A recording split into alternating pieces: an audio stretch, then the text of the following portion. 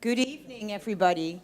Welcome to Pakhuis de Zwijger, the first evening of a year of programming around democracy. This is the 31st, 31ste edition of our talks about new democracy, in which we investigate the principles of new, innovative democracy systems. And we look at it from a perspective of transition theory. The professor Grin was here the first time, so 30 editions ago, and he explained to us that you can look at how you can look to phenomenon from a transition view. And that is, you look at the system, but you actually analyze the system by experimenting new things. And you try to look for new principles that give you an understanding why the current system, the current institutions, do not function properly anymore. And that is what we have done for 30 editions already. And tonight we are talking about overcoming social division. That's the title of the evening. And we just copied it because it's a brilliant title from this book, Overcoming Social Division by Anatole Itten. He's going to start off the evening by giving a presentation about his book and the thinking behind it, the research in it. In which he makes an analysis of what can you do if you look at society and you decide that it is a disrupted society, a society where trust is lacking, people are not believing that institutions, political institutions or democratic institutions are actually working for them, and what can you then actually do? And he made a brilliant research on all these interventions which are happening all over the world, what actually works to overcome social division. That's interesting because in his foreword, Disrupted Societies, his first chapter, he gives all these brilliant data. You will love it if you read it. And I was really stunned by one of the data he presents. The study of World Values Survey in 2011, 5 years before the election of Donald Trump, he says, already 24% of US millennials consider democracy to be a bad or very bad way of running a country. Already a quarter of the millennials. Although this trend was somewhat more moderate in Europe, he writes, it was nonetheless significant. In 2011, 13% of European youth expressed such a view. At the same time, while people were increasingly tired of democracy, he writes, the support for non-democratic alternatives is worryingly rising too. According to Foa and Monk, two authors, the number of US citizens who say it would be a good or a very good thing if the army were to rule rose from 1 in 16 in 1995 to 1 in 6 in 2014. This is disturbing. So it's a topic with great urgency. And tonight we're going to try to look at what we can do. We're first going to discuss whether we share this analysis, and then we can discuss among each other what we can do to overcome this. We have this New Democracy series always works with a panel in the middle. And tonight, next to Anatole Itten, who is the managing director of Disrupted Societies Institute, DC, are three very nice speakers. Nanke Verloo, who's an assistant professor in urban planning at the University of Amsterdam, and Manu Kleijs, who is the chairman of Straten-Generaal. He'll explain what that is. I don't know how to, street general, yeah, it's not translatable. But he wrote a book, Save the Democracy, Red de Democratie. And he's also going to reflect on this question on how to overcome social division. And the third one who will respond is our deputy mayor, responsible for social affairs, democratization, democratization and diversity of the Municipality of Amsterdam, Rutger Wassink. And they will be there, here. But there are also two mics, if this one will work, there and there. And in New Democracies, we believe that you know as much as we about this question. Because, well, you are citizens of this world. And please join the conversation. You can either do it there or here. There are 2 rules for that. The first is that you have to actually engage in the conversation. So the conversation has a flow, right? So it's not really a very good idea to say, well, 20 minutes ago you said, because we are already 20 minutes later in the conversation. So please just join the conversation. And then you stay here as long as it's necessary for you to join the conversation. And that is a very big responsibility. But as you know, in a democracy, the room you take cannot be given to another. So be aware of that duty, that you be as brief as possible so you can give the opportunity to others to also engage in the conversation. And the second rule is there's no queuing. So sometimes you have these awful evenings where there are like 10 people waiting to express their views behind, and they're all waiting. And nobody is actually listening anymore because they're looking, oh my God, 10 people want to say something, so there's no queuing. That's the 2 rules. But if you like, please join us because it's nice, and I see many knowledgeable people. I see young people, which I'm really curious how you think about the state of our democracy and what we can do about it. But I see also professors in the room, so let's have a brilliant conversation, explorative conversation, and at 10 o'clock we'll continue the conversation at the bar. That's the order. Okay, if you all agree with that, we're going to kick off with a keynote, a presentation by Anatol Itten. And after that, we will reflect with the panel on what you just said, and then we'll just continue with the conversation. Okay, let's do it. Give him a warm welcome. Anatol Itten.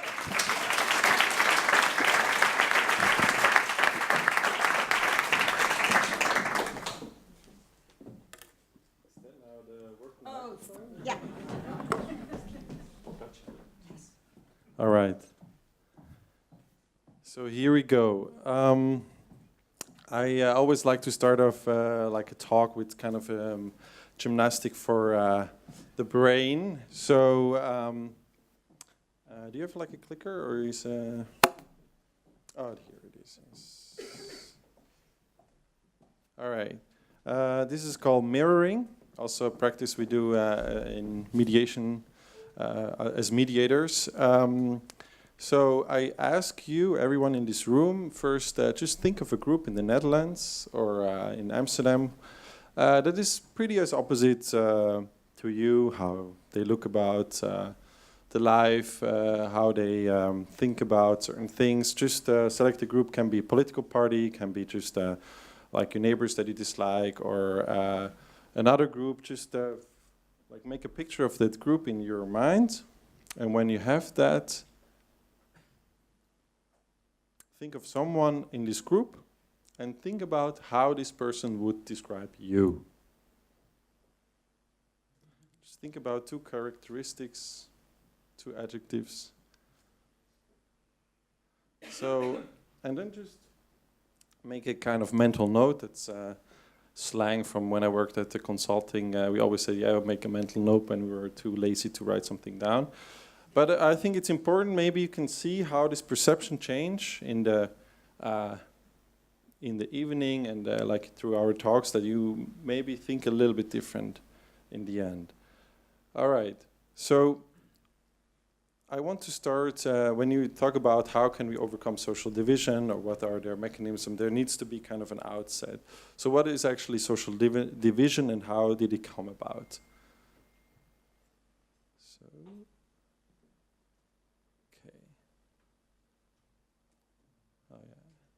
A lot of time.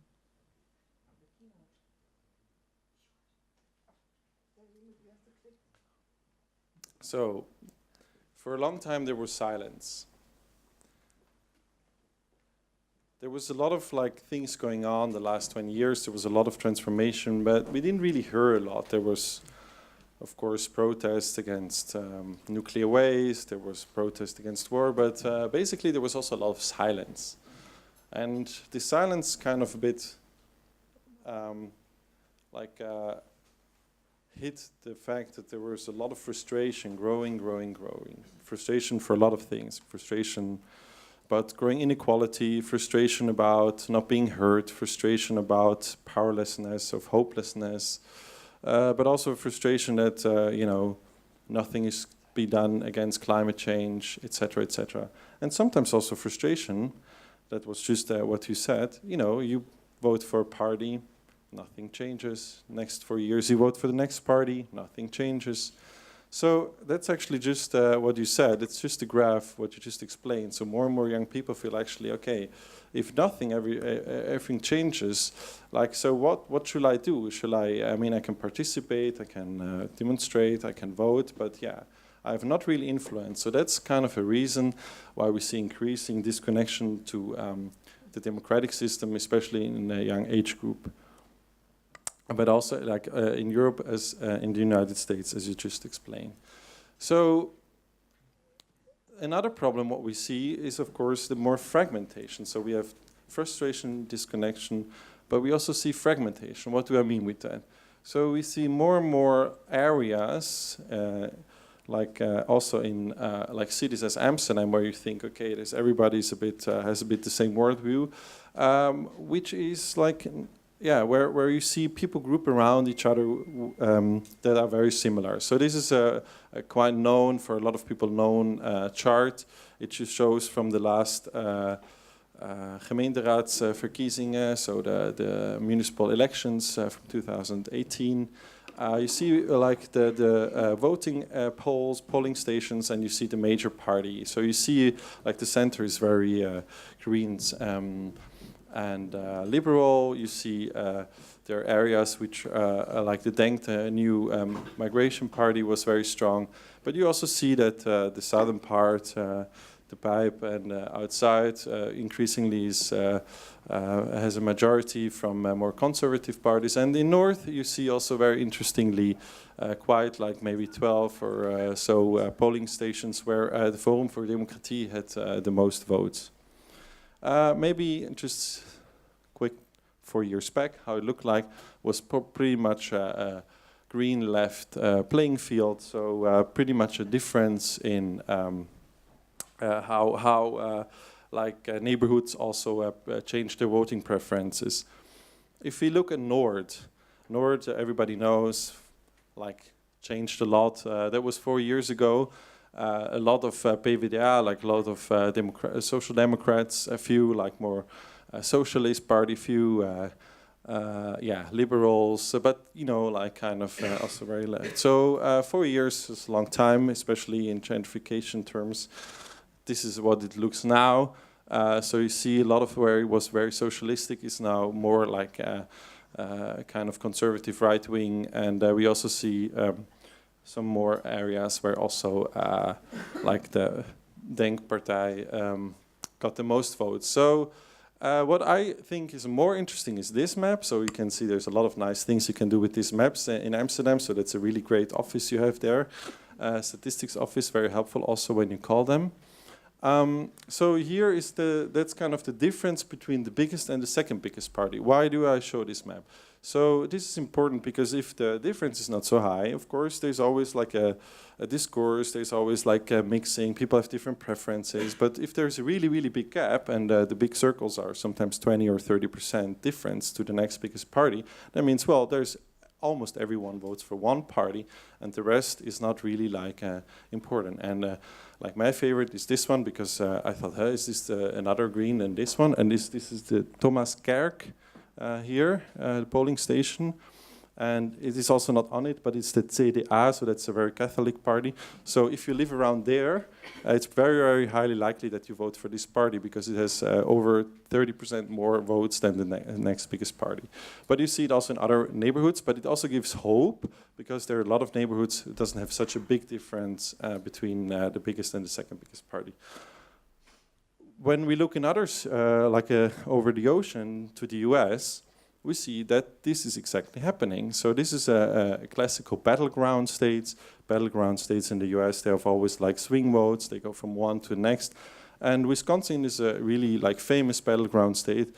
But we also see very interesting change because it's still a highly contested battleground states. But before it was always like 55, to 45, and you see 4 big regions like Milwaukee, I cannot pronounce it, but it's like the 4 main regions in this state.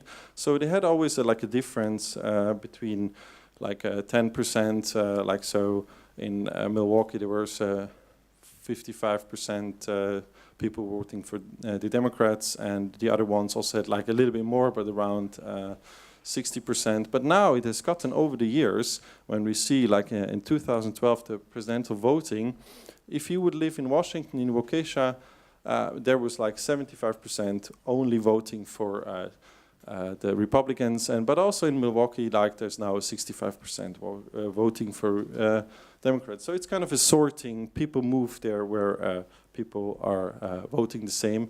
And of course, there's less discourse, there's less exchange. You also don't have to listen too much to other point of views. And it looks a bit like that now in the map. So very, very dark. Yeah, very, very dark regions. Only moderate regions, like who are very bright, you only see a few around. So, of course, we also all know that this is also happening in the internet. I don't really have to explain too much, but this is a really nice graph. I always like it because it shows that we create parallel universes, or like echo chambers, as a lot of call them. And this is a Twitter analyze from 1 year, from 2016 to 17, and how many retweets there are from the 50 most important Twitter accounts in each party in Germany. And you see that there's a lot of retweets also between the established party, but the new party AfD, they only retweet themselves. So what happens actually when we kind of move on? You know, because we still need to make politics, and we still need to make decisions, and there are also controversial decisions, and there's budget cuts, etc. So I recommend everyone, even though I know a lot of people don't like to read scientific studies, I also dislike a lot of them, but this is a very, very good one because it shows what happens. It's in Sweden, which is also interesting because it's not in the US. You always think Sweden's a very balanced country, but there's a really good study about school closing policy that shows that a lot of people don't accept decisions anymore, even if they're with a normal democratic procedure, or if they reach by the normal democratic procedure. It can get even worse. Everyone remembers Brexit. I didn't know, actually. I know that there was a lot of fuss, but I didn't know that there were the record hate crimes ever recorded in the UK after this referendum. So you see, it has really real physical impact. It's not just like online. It's not just kind of that we feel it's like not so comfortable. It has like real impact if we let polarization and division going to extreme forms. So, but we want to discuss this evening what we can do in this situation.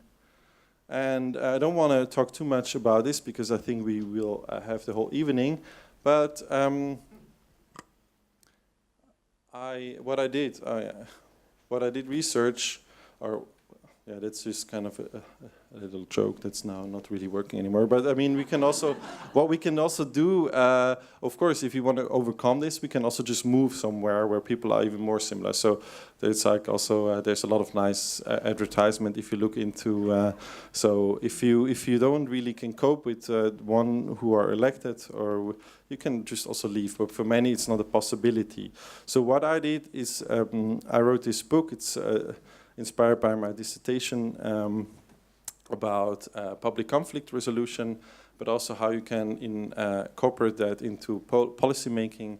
And I researched 23 cases that are like where mediation was used to solve public conflicts, and I was really interested. So why do actually a lot of them also don't work, and why do some really work well? So I studied a lot of key factors in the outset, so where the mediation is brought in, but also some like really in the process. So what is important, our important dynamics that need to be there.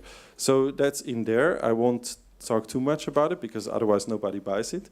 But what is also really interesting, what I came across, that there were a lot of blind spots that's how I name it, because especially the ones who didn't really function well or who had a lot of difficulties, I saw, there were also like things that we often forget when we try to solve conflicts or overcome divisions, and I just named 4 of them here.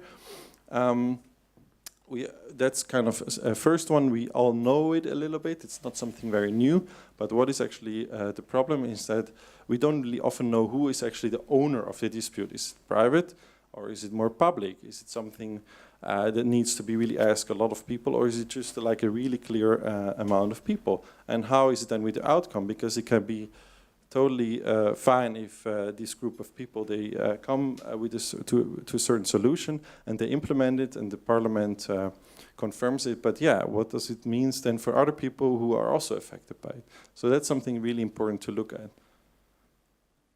Second thing is, I often came across people who said, that's not fair, or we really need a fair procedure. But where is actually fairness? Because everyone has their own fairness definition. So we really need to see what are actually the different definitions of fairness in the process and in the outcome. Because if you don't do that, everyone argues, well, it wasn't fair.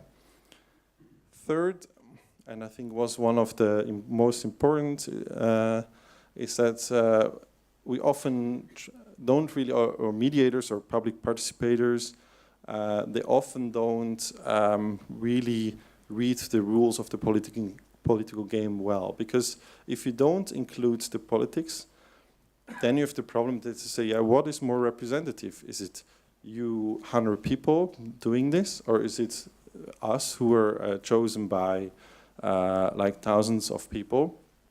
So you have to really, really connect these two like processes, because if you know there is a lion, there are often lions in politics, and if they feel they don't get the lion's share or they're not respected as the ones who have the power, then you can be quite sure that they either try to influence your process or they just try to block to implement it. So that's a really, really important lesson for a lot of mediators. And what I found also very important, what is often a blind spot, that we don't really take enough time, or we don't really understand how we can bring about recognition. Because I think recognition is one of the key to come to agreements, especially when there is a very lot of tensions, when there is a lot of mistrust, and if you can come to a stage of recognition where everyone recognizes that the other ones has also frustration and also needs, and they're also as real or they're also as biased, you can look at both sides of it, then you have a easier, or the chances are higher that you will reach an agreement. So that's about it. Maybe one word to the DC Institute, because I think a lot of people don't know what we do, and it's also a pretty new institute. We just founded it in March this year. So we do research, but we also do action, and we actually want to contribute something more actively to also the divisions that we all feel in society. And we think research can be a big help, but it has to be embedded in society. And if you want more, you can ask these two beautiful people. They're working with me together, what we do. And if you want to get in contact with us, it's very easy. We are so young and online on all these platforms. It takes all my time. Oh my God. Thank you very much. And I hope we can talk a lot about, and I also want to hear a lot about you, because I know most people have a lot of good ideas in what we can do now in this situation. Thank you very much.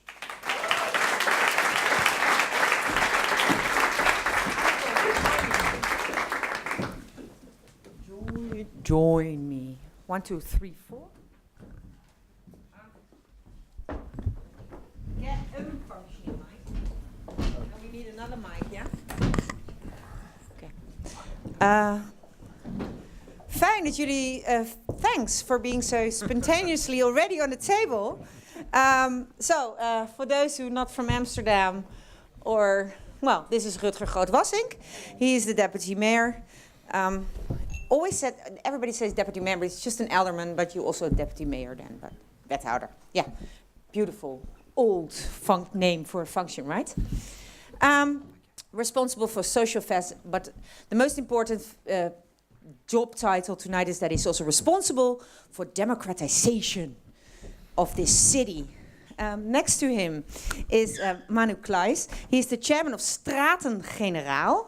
And this would probably be the moment where you have to explain that. What does Straten-Generaal mean? Well, it's a wordplay on the Estates General, like the Staten-Generaal in the Netherlands, is very well known. And it was a citizens collective that was established in 1999. I joined that collective like 5 years later, and since then I've become the chairman. And they organized themselves in the late 90s because some trees in an Antwerp square were chopped, and they said, what's happening now is it's impossible that this happens without us knowing this, and they were so upset. And they called themselves. It's really themselves ironic that a few Straten-Generaal. days ago it also happened again. Yes. Yeah. It happens all the time. Yeah. 300 trees. Yeah. Funny. Very. No, not funny, but it's a coincidence, which is funny. Thanks. We're going to talk about that a bit later, a bit more thorough. And Nanke Verloo, assistant professor in urban planning, University of Amsterdam. You understand a lot about conflicts, right? Because urban planning is a bit, why is an urban planner in this discussion? Yeah. But you know a lot about conflicts. Can you elaborate a little bit why conflicts are such an essential part or a very interesting part of your work? Or Well, I actually research how conflicts turn into opportunities for democratic development. So I look at moments where citizens are very angry at the local government, usually, and organize against that, and how local governments could respond to this, and how, in fact, this moment of polarization also has an engaging capacity. Yeah. So, that's why you're here. Yeah. Yeah. Then you all know. Why is an urban planner there? Well, because she actually does that research about when that moment of conflict occurs. It's actually a chance, an opportunity to actually improve the relationship. Sometimes not. Yeah, and then we can talk in this conversation. What are the conditions in which that would work, and what are what can you do and what shouldn't you do, and is currently done. Okay, good.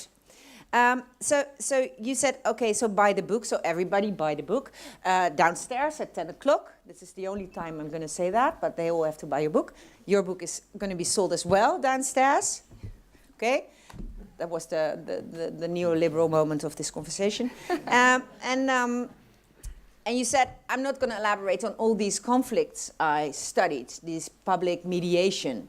But can you give for those, because it's helping, I think, it would help a little bit, if you would explain some examples of conflicts which you studied where public mediation was used?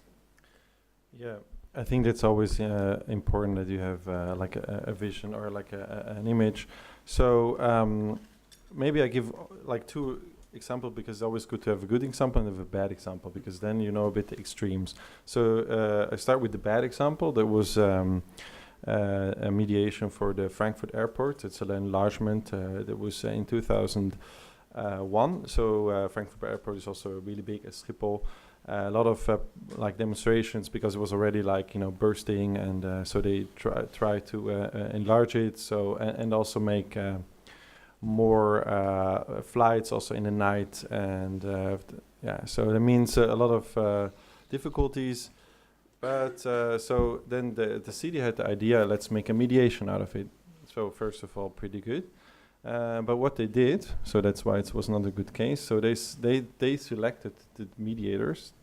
The mediators were also not chosen by like the conflict groups. And they said also, like, we only talk about noise, we talk about, I think, 2 other things, but we don't really talk about, for example, about environmental problems. And of course, in that process, there were 3 or 4, like especially environmental organizations, but also citizen groups saying, we think this is very installed, they only want our acceptance, we're not participating. And they said, well, okay, that's your... that they didn't really agree, we should change maybe something, maybe they have a legitimate crisis. They just took some other conflict parties on the table, namely more municipalities that they could fill the chair, but then still they lost the citizens, but they still Yeah, and they Continue with the still, I public mean, they mediation. still, exactly, and they still came to a agreement, which actually also involved a night flight ban for like a short time, but still something that they thought it's good, for the acceptance. But when they had a new election, new government, I think 3 years later, the new government said, no, we really need to boost this airport, so no night flight ban. So and then of course you know already what happens, and it's also a source of distrust. So how you can make it better? There was a case in Berlin. It took a very long time. It cost a lot of money, but there was a big city river had to be also modernized because there was trees falling in, and so the local government thought, Berlin government's always very chaotic, they thought, oh shit, we have to do something very hectic. So, okay, let's just also take all the trees down and just like make some concrete walls and then we'll be fine, Super expensive, and Berlin has no money at all, but over 100 million. So a lot of people also started protesting, chaining themselves next to the trees. And during the mediation, what was actually good, it was like not only restoring also trust, but they also said, okay, we have to do something, we cannot let trees fall into the river because in the end it will like kill someone and then we are responsible. So it also gave a lot of like knowledge for the citizens, okay, what is actually the responsibility. And during the process, they found actually out that they find that the reasons are not the trees, the reason is the boats, the increased tourism and they found a new solution how they can save the trees, and the solution was only like I think 20 or 30 million the costs for the whole city river, and not over 100. So that was actually a very good success factor. But these are examples of cases you studied. Yes. So that gives an idea of what we're talking about. Okay, you actually in your book you say because you are now the director of Disrupted Societies Institute, and I asked you, what does that mean, disrupted? Yeah, that's good, because I also thought... why did you call it institute? Yeah. But you always have to have a catchy name, right? Yeah, well, but in the end, what does it mean, like disrupted? That's a very trendy word, but more for technology. But it's also like it disrupts something, it changes something, and nobody really knows what comes next. But in a society, we actually also see that, because these elements or these developments, they also change us. And if it becomes very, very disrupted, I would say it becomes almost dysfunctional, because we don't really know how we talk to each other, how we make decisions to very controversial topics. And we don't really know each other anymore. So we think, like there's a lot of, like in Germany, there's a lot of articles written, ich bin fremd in meinem Land, and they say it on the right side. I'm a stranger in my own country. And they say it on the left side, they say it on the right side. Yeah. So it's this feeling we don't really belong here, or it's very alienated feeling to its own country. So that's kind of what I understand under disrupted societies. Okay. And so conflict is inevitable in any society, but too much conflict can create a dysfunctional society. That is what you're saying. Well, it always depends how the conflict is structured. I mean, I also understand, but I don't think it's too much. It's just if the conflict is also a part of our identity, and we can only see like through that, it's me, that what happens, it's affecting me and my life. It's not just, okay, I'm the loser today, but tomorrow I will be the winner, like what you have often in democracies. But it's really like when it's about live or die almost, then you go. And then I think if you have low trust levels, if you don't know how the other, or if you think too extreme of the other party, then I think it will become difficult. Okay. Good. Do you agree with the analysis that we are in a time where we can talk about disrupted society? Well, I certainly agree that the democracy is under pressure. Yeah. And not only because people distrust. We've seen all the... I also have a number on Australia, like the youngsters in Australia. A couple of years ago, it was like 1/3 want to abolish democracy. So it's really in a lot of countries. It's not only distrust by the electorate. There's also it's becoming more difficult to find candidates for political lists. Like we have city council elections the 14th of October. And the parties are really struggling to find people that want to join the list because it has got such a bad reputation to become a politician, which is very sad, of course. And then also it becomes more and more difficult to develop policy. So it's not as efficient, let's say, as in the old times. It's more difficult. So in a lot of ways, it's like a vicious circle, and there's a lot of pressure on democracy. So I agree, yes. Do you? Well, I think we should distinguish very clearly between conflicts that are moments in which things basically boil over, so when people are starting to act, and underlying inequalities, segregation that are always present in our societies at the moment. And if we are mixing these two things up in understanding conflict, then we are not understanding why conflict emerges and also not how we can deal with it. Because we are in a way a disrupted society, but I don't know if there was ever a non-disrupted society in history. So disruption and conflict and having clashes with each other is also part of being a democracy. Yeah, it's a conversation. I agree, but that's why I started my conversation with, why do you call it, is it a disrupt? Is there something else? Do you agree? Do you agree? Let me just ask you. Well, but is society always disrupted, as you are saying, in that sense? Yeah, maybe. I think. Shall I? Yeah, first answer that, and then we give me an example of a non-disrupted society. I agree to disagree. 3, 1, 2, no.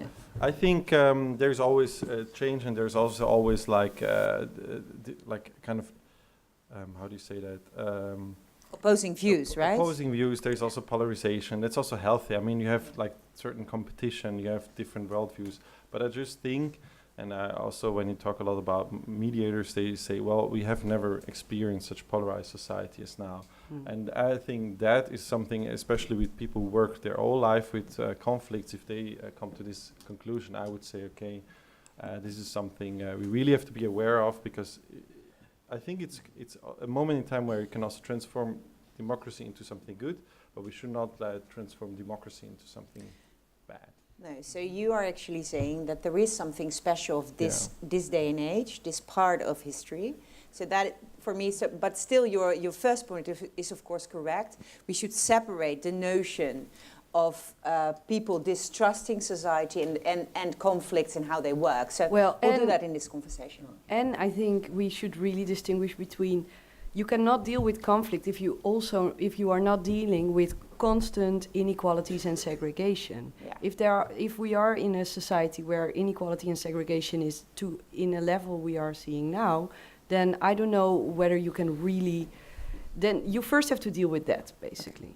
Can I join the conversation? Please. Who are you? Oh, I'm Tanja Den Broeder.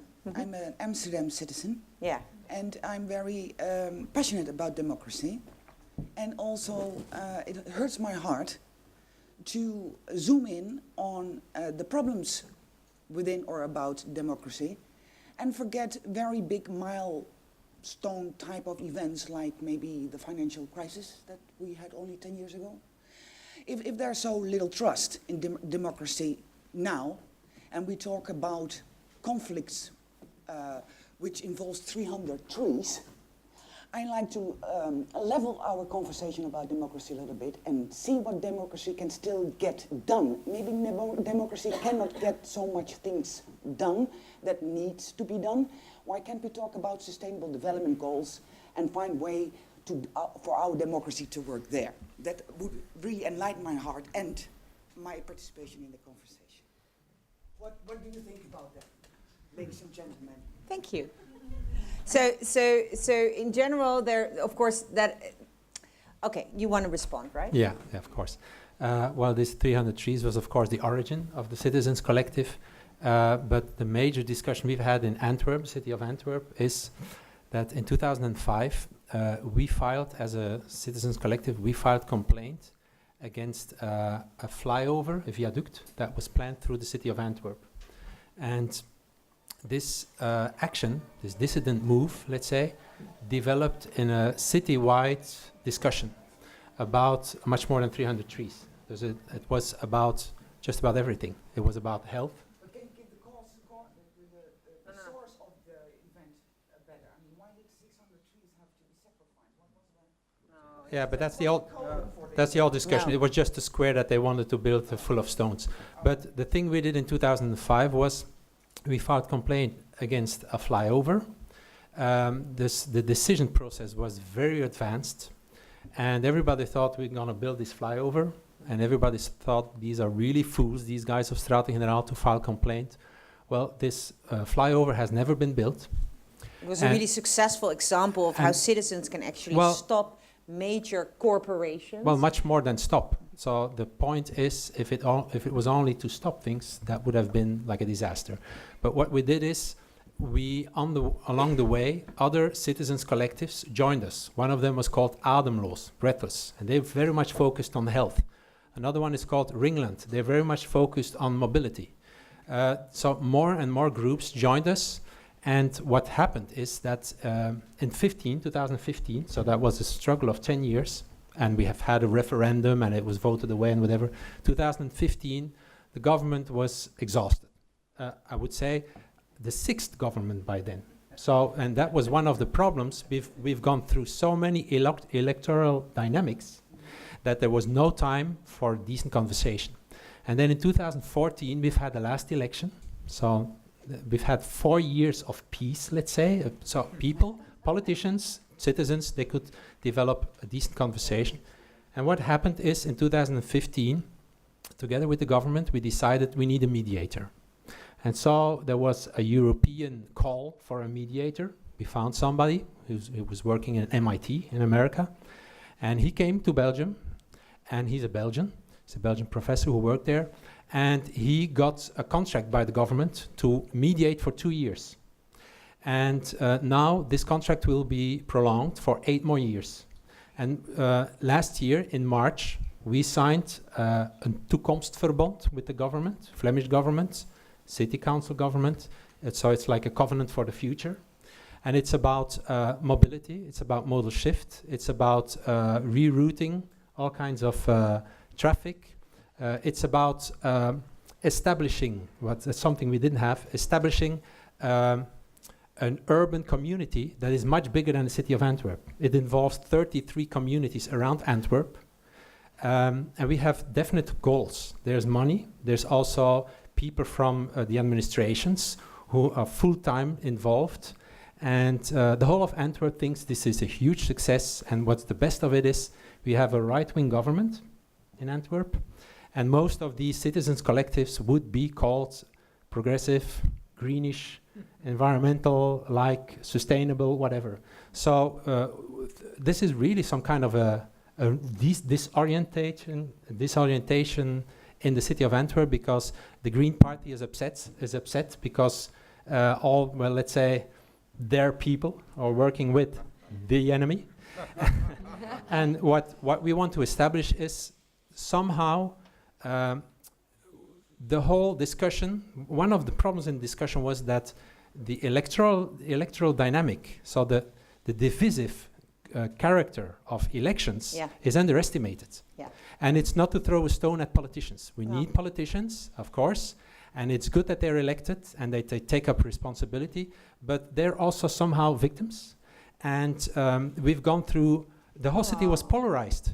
Yeah. So it was either you were pro-car or against car. You were for progress or against, and we've gone through this whole thing. So actually, thank you for the elaborate, because you are here because it's a really good example of a different way of governing a city using participative democracy at a whole new level. And so now you explain the trees. That is the answer to the 40 trees. Why are we talking about 40 trees? We're not talking about 40 trees.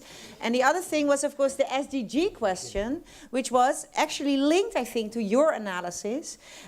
If you look at the current state of our society, in which inequality is very big, and there is lots of people who are feeling alienated towards feeling at home in society, you cannot solve anything. And of course, the SDGs are there, these major global goals, to actually overcome those things. So we'll continue this conversation, hopefully the entire evening, but for now you want to say something? Yeah. Yeah, because I think that if we talk about a society being disrupted, I'm pretty sure we're disrupted, and I'm pretty sure we're exactly disrupted by the things that you mentioned and the things that you mentioned. Yeah. I mean, we're disrupted by climate change, we're disrupted by extreme inequality, we're disrupted by gentrification, by the influx of capital. There are all kinds of Global trends. of global trends which affect people. And in a sense, of course, democracy itself is disrupted, or if you turn it the other way around, if you want democracy to function, we need to disrupt democracy. And in a way, if we talk about conflict, it's not only because in a way I like conflict, because conflicts can be fun as well, but I think that we should have way more conflicts, and we should have... But constructive conflicts. Sure, but way more political battles, because what you've done, in a sense, is just taking up a battle and picking a fight. And I think, and if I see that, and of course, please don't feel sorry for politicians. We're no victims. We're perpetrators sometimes, but mostly just citizens. And I think that what is also what I consider my task is that you can't have a democracy by elections only. There's so much in between. And what we should do is that if the speed of society is way more rapid than it was when we invented elections. So I think that there's all kinds of participatory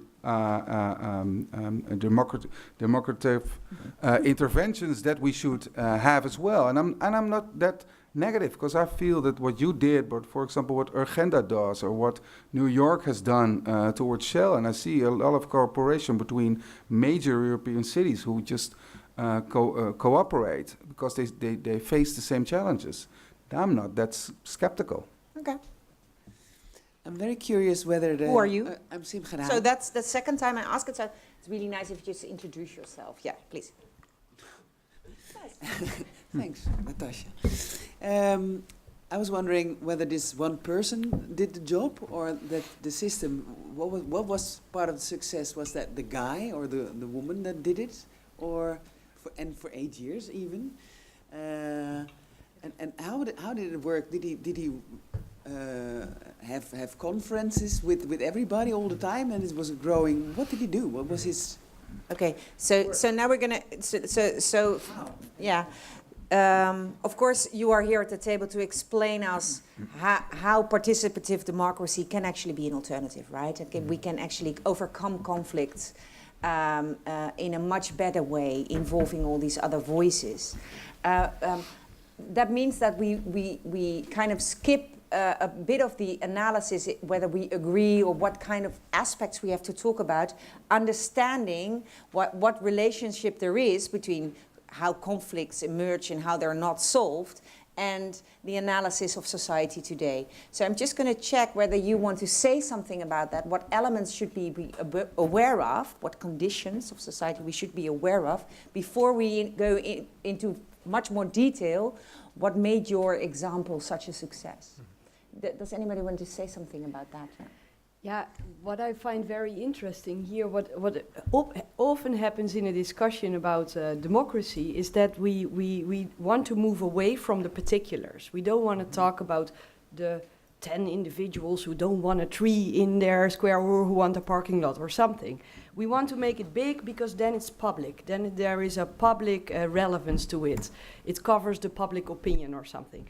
But I believe, and in my studies what I saw is that it's actually to improve democracy and to make people engage in participation, we have to go to these particulars. We have to talk about the 300 trees. Yeah, okay. We have to talk about these couple of people who chain themselves to those trees. Because in those moments, they are experiencing democracy. Of course, we can talk about it in a general term, but if everybody in this room is going to experience some very small everyday moment where they engage with a policymaker or a planner or even a police officer, and they are, I value a lot your discussion about recognition. If they are recognized in that moment, that is the essence in the end of engaging them in democracy. And from there we can move on. Yeah. So I would really like to go to those examples, actually. Okay. Yeah, maybe also a word on that, because you see how Germany is struggling with the migration topic. You see it 2015 when there was the big influx, but you see it again now with Chemnitz and the right-wing demonstrations. So the problem is often when you have a very public debate, so I really want to know how can someone have a public debate on migration, because I think the ones who profit from it are the ones who are saying we don't need more migration, because that's all they can that's kind of their capital. So I think, or what I also saw and what I also there's also one case about the refugee home. So when you have a specific concrete topic and there's a refugee home and people are for or against, well, you can really talk about a certain object. You can have, so what are the reasons for your positions? Because then people are forced, first of all, to explain. They don't really have to explain if to say, or if they also explain, but they say, well, we have already enough. We don't, we are the minority in our country. But when you have a certain a concrete case, and then it came out actually also in this case that most people, of course, you have always a bit haters, but most people were a bit afraid security-wise. That's also legitimate. Nobody can say that's not real. But also a lot of say it's just there's a lot of littering, because we have another refugee home, a couple of miles away, and there's always also a lot of litter, so we don't want that in front of our door. And then you can find measures, and it's not such a difficult thing to find solutions on this. And it's also if you have a good environment, if you have a mediator, it helps people also to explain, and they don't finger pointed. And so I think you have to find the concrete cases, even if it's a large topic. Okay.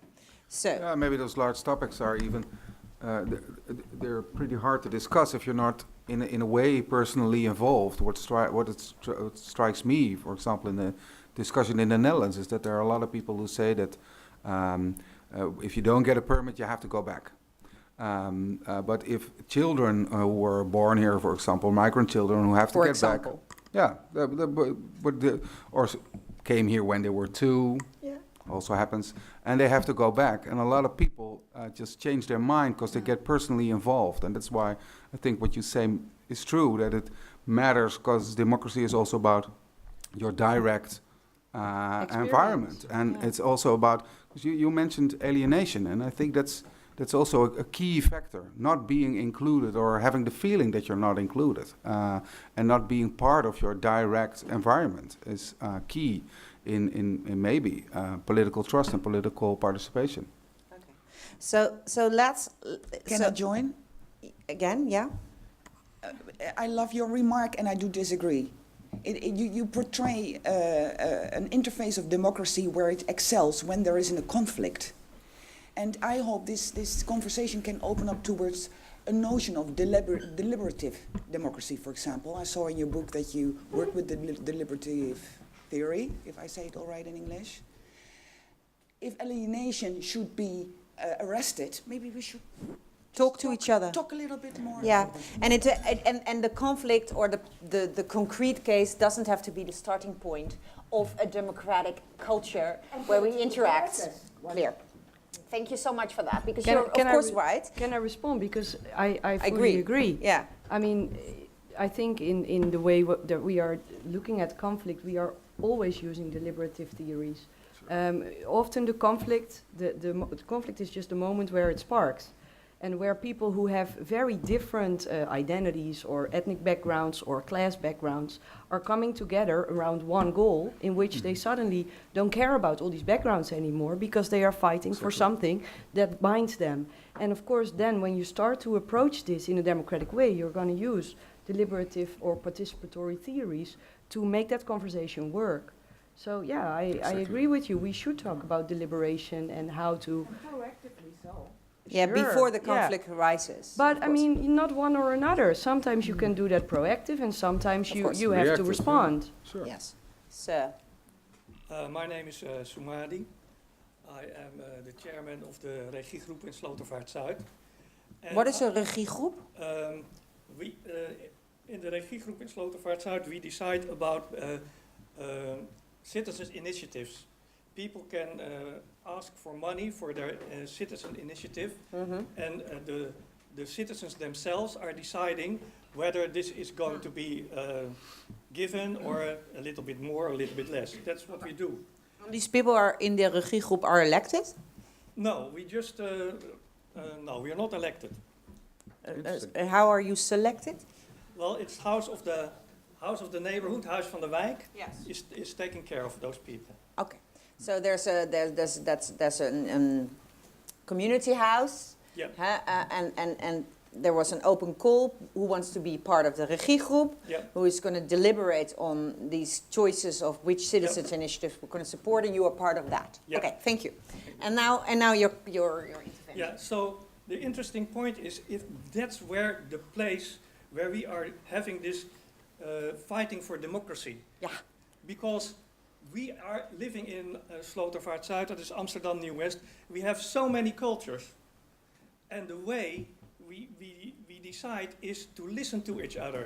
That's the way in which we are going to. We are not discussing. That's not what we're going to do. We are going to listen, and when we listen, something happens. Then only minds are changed, and when you listen to each other, the individual gets more interested in the solution for the whole. Yeah. And that's how we practice democracy in a positive way. Yeah, thank you. Thank you. Okay, so all these public mediation examples were, of course, conflicts. And everybody here agrees that a functioning democracy should not only talk about what occurs, what kind of procedures, what kind of alternative do we present to democratic institutions. Only when there are conflicts occur, we should have a much more systematic analysis of what kind of alternatives are there, because the way representative democracy now is functioning, and also the trust people have in these institutions, is problematic. You said, I already realized that. I know that it's not, sorry. Yeah, no, you're completely right. You already said, for me, of course, just being part of a functioning representative democracy, I know it's not enough. Definitely.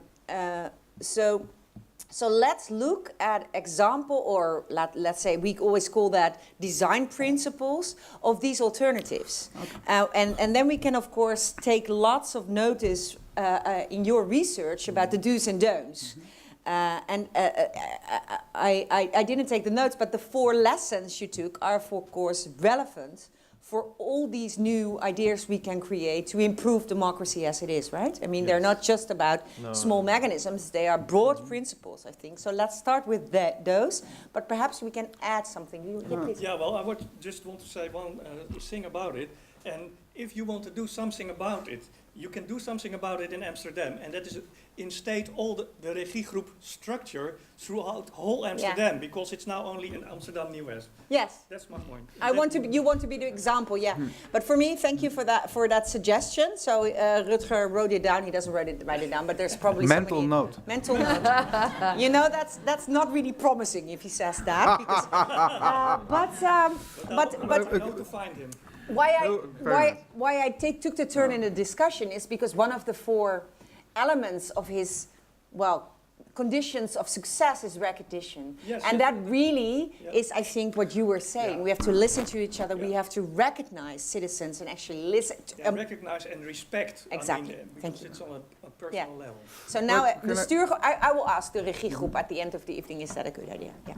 You can I would like to pose a question, because I think one of the first points you made was make sure that it's inclusive, and I mean that is, for me, that's the most complex but also most crucial dilemma and challenging point that I have. That we see that in classical participation, especially political participation, it's definitely not inclusive, and how to make participation inclusive is such a complex challenge. I mean, the Germans, they talk about the Zeitadel, people with too much time.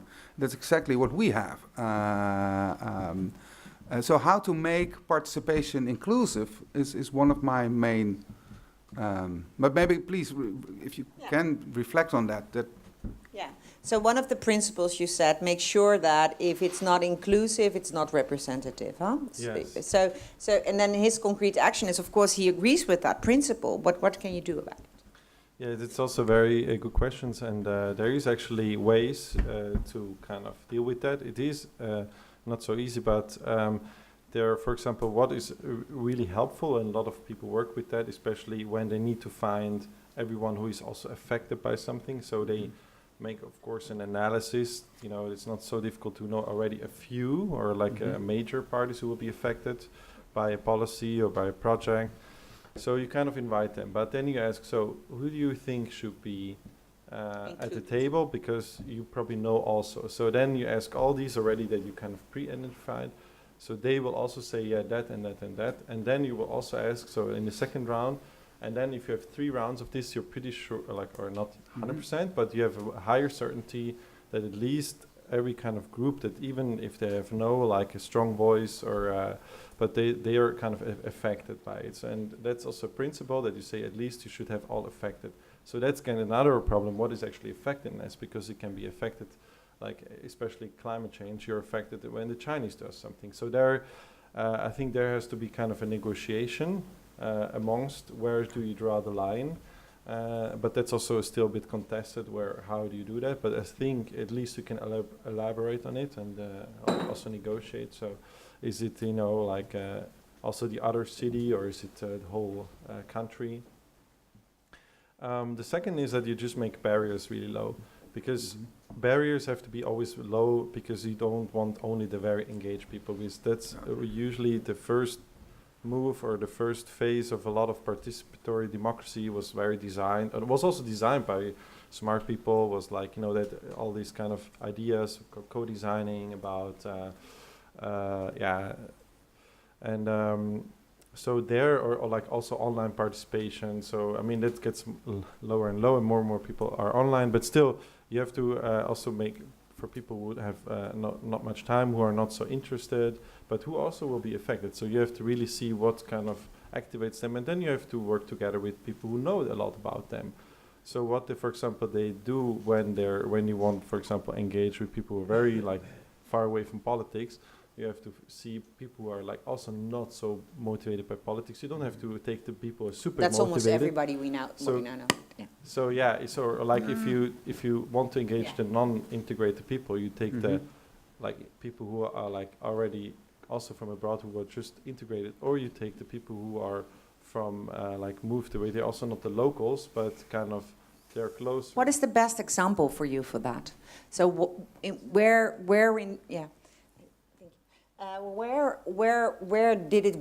did a municipality or a national government or a regional government actually succeed in integrating all these non-articulate voices or not politically motivated people into a process? There's a nice case in south of Tirol, Südtirol, which is also like in this kind of triangle of like different cultures. So they have kind of a bit these cultures, but there's also a very, very big amount of foreigners compared to the people living there. So also quite disruptive. If you, you know, like you place one foreigner in a small municipality, has much bigger effect as if you do it in a big city with thousands. So so what they did, that's just the example I tried to give. So they first tried to find the people who are also like foreigners, but who already were integrated. So they gave them the task to kind of identify these people, to bring them, because they wanted to have everyone participating in this society. But then, so you use or connect to people within the communities you want to involve in processes, and ask them to actually in the language of the community, or in the to do the work, to actually invite these people into the process. Exactly, and you make kind of steps, because there are some people who are like working together with them, and those then you have this kind of connection that it is like yeah, that you lower the barriers, but you still, I mean, sometimes you have complex issues, sometimes you have also controversial decisions, so you need... But you agree that it's key to make it inclusive? It is key, yeah. What do you want to add? Yeah, I think I agree with this, and I think what is another key element is to keep on looking for the untold stories, basically, to keep on looking for the people whose story is not represented in the process, and that is not only at the beginning of the process, but continuously, because there are many cases of participatory decision making where suddenly a new group comes up, but then the negotiations are already taking place, so they cannot enter So anymore. they fall out. And the second thing is to really open up. So have a permanent open process. Yeah, permanent opening up for especially untold stories, because those are really difficult to find. We don't know them because they are untold.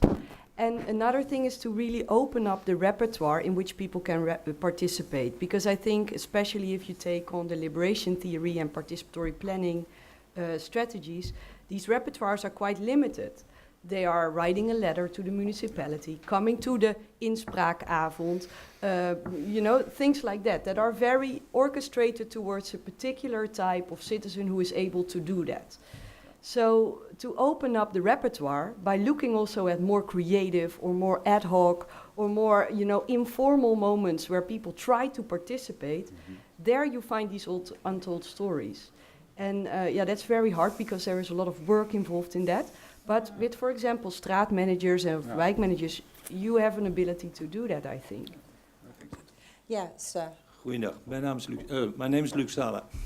I came here because I saw that picture. Yeah.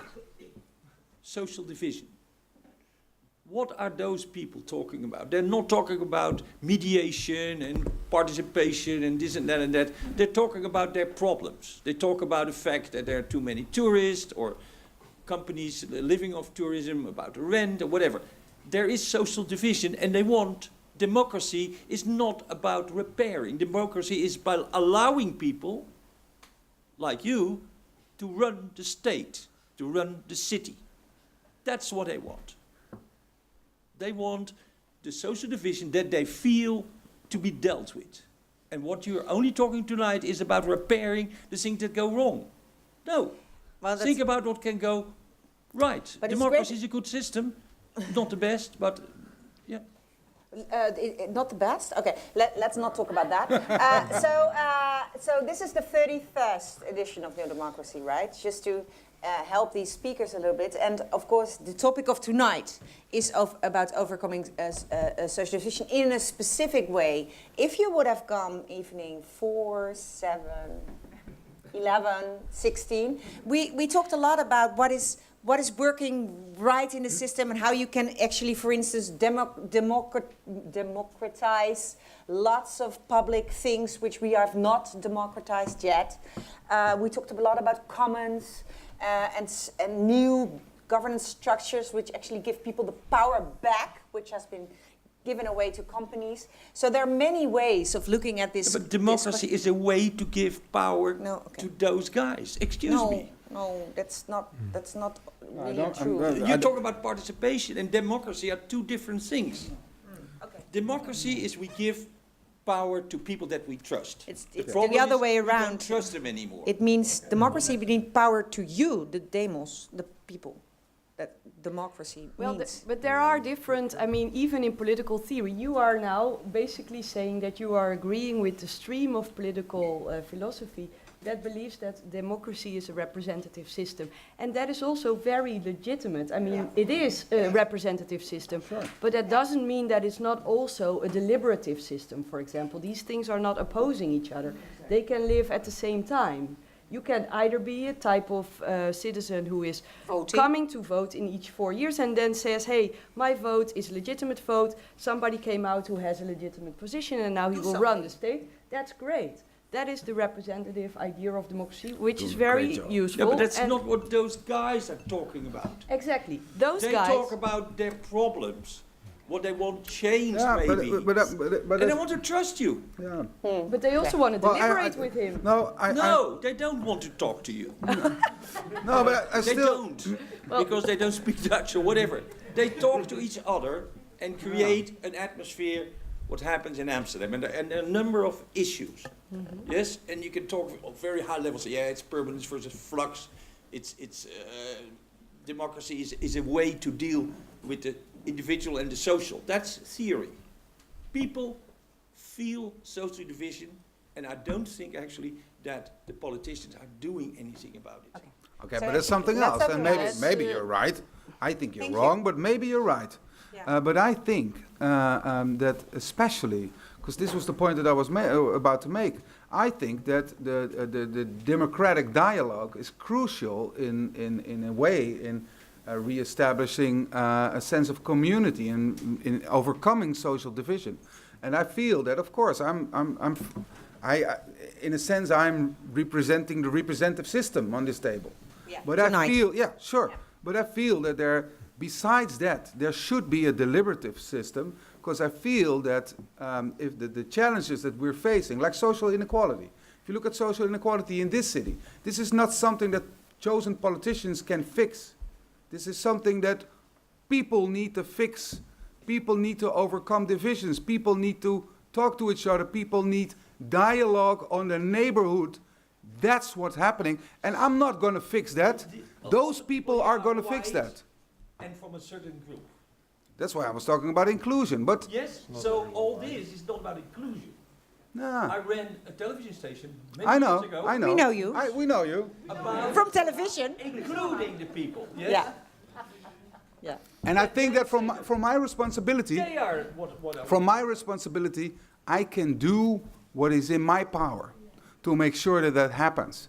But if I have the ambition or even the idea that I could fix that single-handed, You will do it. I would do it, and I would be crazy, because it wouldn't work. No.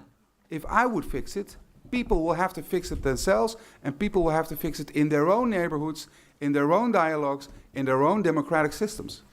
I first want to go to you, because this was, I totally agree with you on your comment about this audience, right? I mean, so actually, inclusion is a really important issue, and we have not even started to solve it yet. So that's why I asked, are there examples where actually it works? Because that is interesting. We can learn something from that. And let's go to, because then I want to go to you, because I introduced you as a successful participative example. What is your take on that, and how do you think about inclusion in your processes? And then, sorry, Tanja. Well, what we discovered in Antwerp is that being a voter as a citizen is not enough. So you go through these electoral dynamics and you pick a fight, as you say, and that was not very productive, to say the least. And we've made some kind of a framework, like a mental framework, about you can be an activist, so you can be like a dissident, you can pioneer in greening your city, you can report on things and being a journalist. So these are all ways of being an active democratic citizen outside of the procedures. And then there's the procedures that are offered by government. And these are, and I've been listening very intensively, I agree that there's many ways to fill these procedures. And one thing that we discovered is that you shouldn't try to abolish the Zeitadel, or how did you call it? Yeah, Zeitadel, because abolishing the Zeitadel is the straightest way to dismantling civil society. So what we discovered is there's different ways. For example, you have a procedure, you can file a complaint, you can ask for a referendum. These are all procedures, but even these were too small. That was not enough. So then we said, you need deliberative citizens panels. We installed these. I can tell about these and how they function. And we also said we need what we call werkbanken. And this is, I think, the new thing that we developed in Antwerp, the werkbanken. And there's not a good translation for it. Workshop doesn't really tell what it's like. But the werkbanken, that's where you work, and that's where the Zeitadel comes. That's where the bureaucrats come, the administration, the people that are sent by government, the experts. That's where the external experts also come. That's where the business society joins the table. So these are people that are so-called Zeitadel, but they're actually the old-fashioned civil society that's organized. And Ja, de adel van de tijdadel. Ja. Dus diegenen die veel te veel tijd hebben. Of Dat te zijn veel geld. gepensioneerden of mensen met een of ZZP'ers met net iets te weinig opdrachten Ja. of zo. Hè? Ja. We noemen die ook wel professionele burgers. Yeah, exactly. Ja, anyway, but tijdadel, hè, dat is mooi. Yes, sorry. But, Ja. but the contempt for these people is dangerous. Ja. Because Of course. Very because good. that's happening in Flanders as well now. And here in the Netherlands as The well. dismantling of civil society. And they have always been, all civil society Yeah. has always been functioning by those people, right? I mean, Exactly. also in the, And for one anecdote, I live in Stadsdeel, so that's the city part, Borgerhout, which is a part of Antwerp. There was the alderman of participation and city development. There was a big evening, hundreds of people, very inclusive. I can tell you, 30% of Borgerhout is Moroccan, and they've lived there for 2 generations, so it was very inclusive. And it was about redesigning a square. And this alderman showed a lot of contempt for the people who had shown up. Yeah. He said, okay, I see 400 people here. In this city quarter, there's 44,000 people. Where's the rest? That was his first question. Second thing is, one woman said, she dared to say, I represent 100 people that are not here. I would never say that because I think, but that's a different discussion, the whole item about representing somebody, when a politician asks us, who do you represent, we always say ourselves. And never like... I even represent myself. Yeah, it's important. So, and this alderman... Are you Yeah. talking on behalf of a group? That's always asked, right? Yeah. It's somehow that you can, like for example, next Sunday we'll organize a big event in Antwerp, and we hope that like 10,000 people will show up. We've done that several times when we give information evenings. The government organizes information evenings on topics, and there's like 10 people. We do the same. There's 500 people. They even showed it on the newspaper, like on the front page, 2 evenings in a row. So you can capture somehow, let's say, what we call draagvlak, support, but that's not the same as representing. And I would go even further, and I know it's like cursing in the Church of Democracy, but political representation is also a very problematic thing. When a politician, I think elections are very important to make sure that people get into power to get things done. So that's democracy. You need a mechanism for that. You need people who will govern. But the problematic thing starts when they always say, I represent, and then they look like 3 years ago, 32%. Society changes and goes forward, and you never represent a certain group. So you have to let go as a politician of representing, and you have to start all over again when you get into government. And the action groups should do the same. That's a thing. I think that, well, in general, I One agree person with you. agrees with you. No. There you go. Well, that makes Moving two. to Antwerp. Because I, in general, I agree. But I think that, but you can represent certain ideas or ideals or visions on society. I mean, that's Not people. I'm That's not. your I'm purpose. not. point I'm was not not representing people. Yeah. I'm representing certain Certainly, ideas, yes. which, Absolutely. and for me, a political party is nothing else than a messy gathering of people who have Sort of. sort of the same ideas. Okay. Yeah, Good what for is really interesting now at these 2 points is like when we talk about social division and he says, yeah, it's your job, and you say, no, it's the citizens' job. I think what we really have to, what we really have to see is actually like people, or what was the old theory, like how people kind of make choices and how they're like deliberating with each other is like they have a preference, they have like a group that they belong to, and then they get information about, you know, like, or there's something built, or you can vote on that, or you make a decision. And so they get information, they talk with their friends, they see billboards where it's advertised, they see, you know, and then they make a choice. So new studies say it's the other way around. So they try to influence people so much, people get so much like believing in something that they try or that they change their preference about it. So believing almost like I always take the example of religion, it's not 100% correct, But when you believe in a religion, everything that happens, you kind of explain with it, you know. So if something, or like Sure. when you believe like very strongly that there shouldn't be more migrants, then also that the person that was like not even like proper German, like half German, half Cuban, is murdered, he's a proper German, you know. So they murdered, like foreigners murdered the German. But that is just because you think it has to fit in my belief. Otherwise you should say, oh, that's just a normal crime, and also that the victim is also not proper like white. So that's kind of a bit the problem, and I think there we have also the people also have to come out of their like Bubbles. yeah, and also like I define myself only with politics or with political debates or with things like migration. No, there's also so much more in these people, and there's so much more in common with other people as well. You know, I mean, it's not that they're just become like totally alienated and totally different people. They just have to also rediscover what connects them, and I think that's also, I mean. Politics can be a role model. They can also, instead of fighting and hating each other, like maybe it's not so much here, but they or in the media also like trying to find new ways of collaborating and showing how that works also in society, also open for compromises.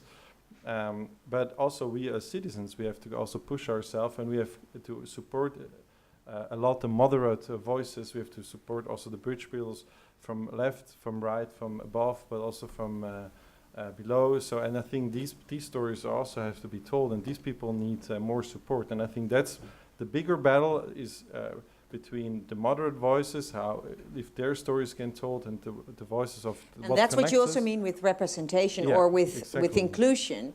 Not only the polarized views on society, but inviting those who are moderate and who haven't decided yet what they think about a subject, and getting those stories into the discussion. Yeah. That's what There's you mean this also with representation. So not only... Beautiful song my father always sings. He cannot sing, but he always says, are you for us or against us, or are still trying to make up your mind? So there was a song in the 70s or something.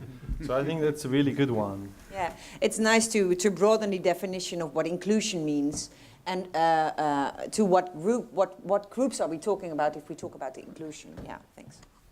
Hi, I'm Frank Elsema. I learned that I'm part of the Zeitalter, as being possible this evening in Pakhuis de Zwijger. So we are all part of the Zeitalter. I do different things. I work in a digital system in Gebied Online, which is a digital area for community building. And I work in the Circular Lab in Bergsloterham, which is more neighborhood. So I feel an activist and a pioneer.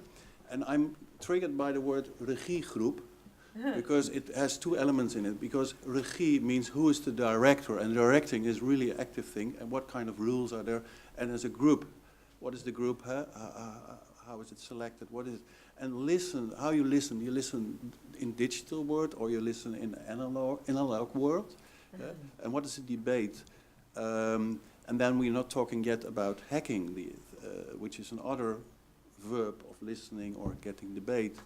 I have a question on the politics, because whom are we listening to? Are we listening to the high educated people here in Pakhuis de Zwijger, or are we listening to the hedonists in the bubble in the city, or are we listening to the badly poor organized people who maybe live in the north and make political jumps, as we see in your voting selections? They go from that party to that party because they are not listened to. So I'm considering where are the politicians listens to, because are they go to the Inspraakavond where the cup of coffee is? Do they go to the street? And lately I have the luck to go to China, and I talk about these things in China, and we live in a village with 1 million people.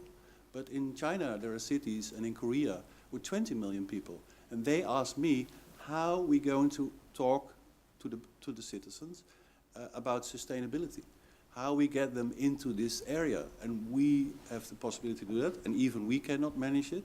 So my thing is about how we listen, because that's an important thing, and to whom we listen, and we can talk to these people who are here, but there are 1 million other people who are not here and not in the debate. Well, actually, yeah, thank you. It's a beautiful question. Who do you listen to? What kind of methods do you use? I heard he was in my neighborhood. He didn't talk to me. He was actually cleaning up with all these cleaners the square. He didn't bother to come to my place to have a cup of coffee. He went to talk to you were undercover cleaning up the place next to my house. Thank you for that. So actually, because you went undercover, right? I mean, to talk to people from Amsterdam. Who do you listen to? Citizens, to real citizens. Who do you listen to? I mainly listen to myself. Narcissist. But this is a way too complicated. This is a way too complicated question because it's a really difficult question. No. But I'll try to answer it because I try to listen to my own beliefs. Of course, I try to listen to my views and to the views that are expressed by the city council. I try to listen to the people I meet in the street. I try to listen to the people that I talk to when I'm undercover, and I try to listen to my neighbor, and I try to listen to the people that I don't hear.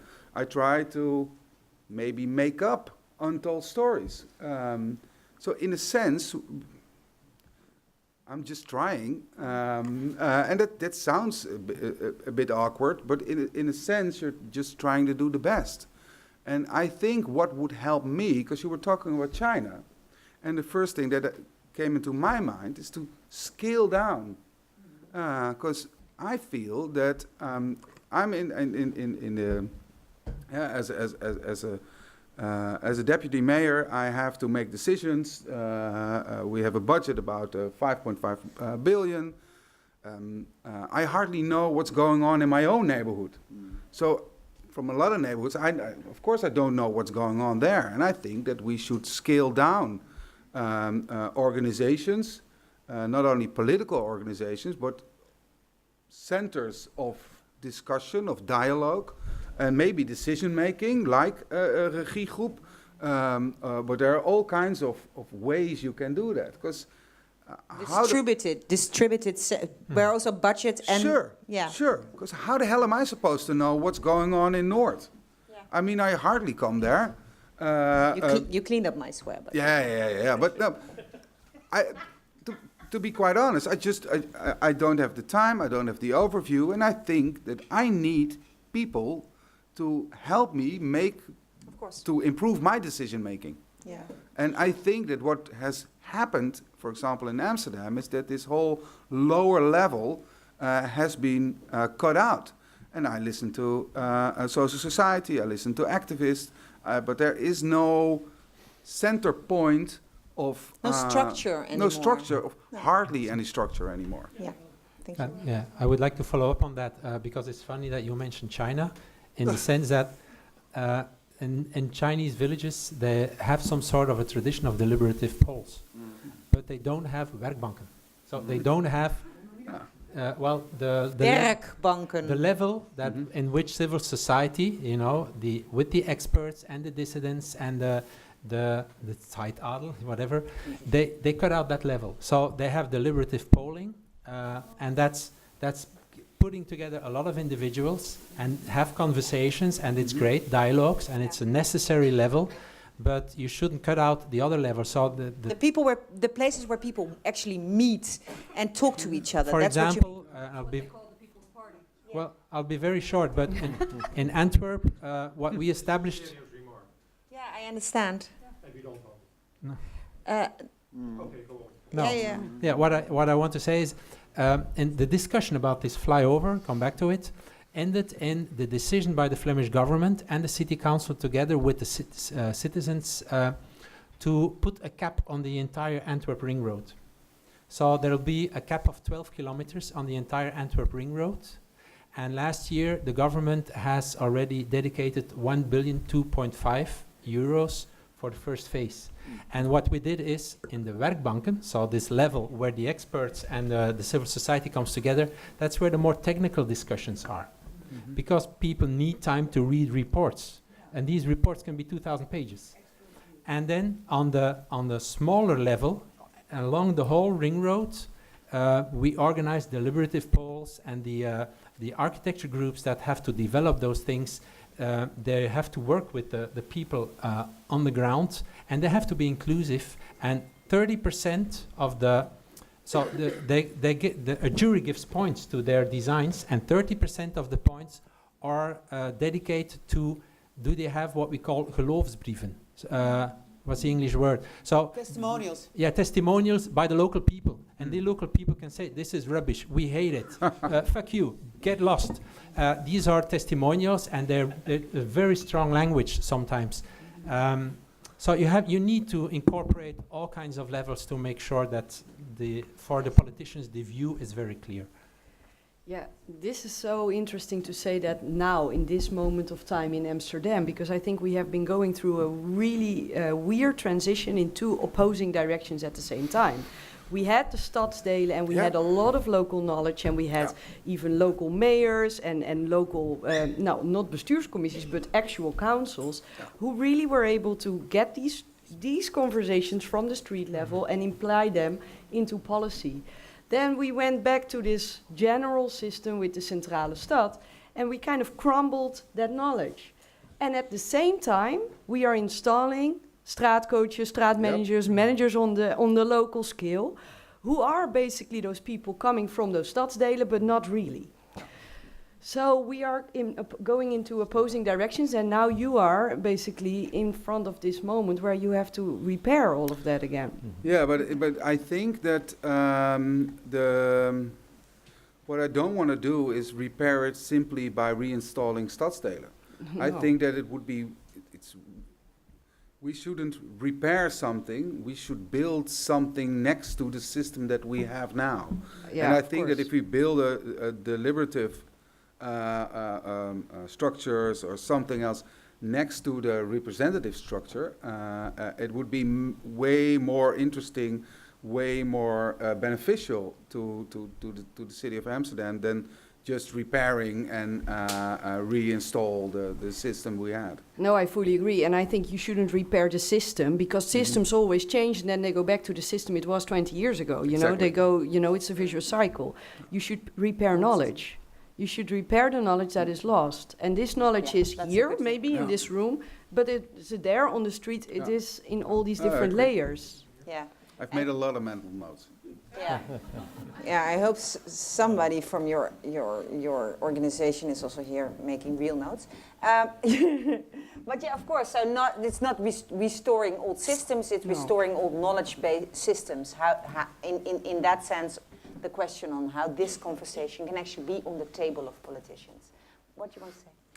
Yeah, I want to say it's also not a problem only from politics. Is, for example, we also just recently spoke to the Volksbank, and Volksbank said we have this really nice goal. We also want to be a green bank in 2030, but not only like the bank itself, but everything where we lend money to. So meaning all the people who have a hypothèque or a mortgage from Volksbank, they should also, this mortgage should also be green. So it means actually a huge commitment of all their clients that their housing or their part of the mortgage should be kind of fossil free or carbon neutral. So they say we already know we're not going to achieve this goal at all. So this is interesting because you set these goals, you're believe in it, but then there's this really big gap for the ones who should kind of take part or should also have a responsibility to also come into the boat, because they feel they don't really have an ownership. Why? You lend a mortgage, but it's not it was not in your intention that this mortgage should be green, and then suddenly you're asked to invest another 5,000 for solar panels, etc. So just in that, kind of that you really need to give the people some ownership where they really feel that they're bothers them, and there you can there it's really easy to listen to them, and there it's really easy where they want to speak. But you need to make really also not just you have one certain system that works just for every kind of participation, and so you really have to. I mean, there's so many new things that people bother or feel anxious about, and you just have to make more participation in those fields, and not just classic we decide. You say be really wary. You're wary about the I think the sentence, I'm going to make a participative system, and you think no, you should start by what are the concerns of people, right? I mean, and then it's not interesting to just create a system. It's creating methods to actually get the conversation again going. Yeah. Interesting. Yeah, we are writing a lot about improvisation. So the capacity to improvise as a mediator or a decision maker or a planner or a politician, to really be in that moment and give recognition to things that happen there. But that's really hard. So at Harvard, and I think the mediator you used is also from MIT, they are using a lot this reference to jazz music. It's not like improvisation, you can just do whatever you want. You improvise within a sort of system. Yeah. And if you get enough mandate, actually, that is a very crucial point. These people who are in that position, we call them street-level bureaucrats. They, of course, they are on the one hand representatives of bureaucracy, but on the other hand, they are representatives and working at the street level. So they have to negotiate between these two all the time. And they can, because they have both types of knowledge.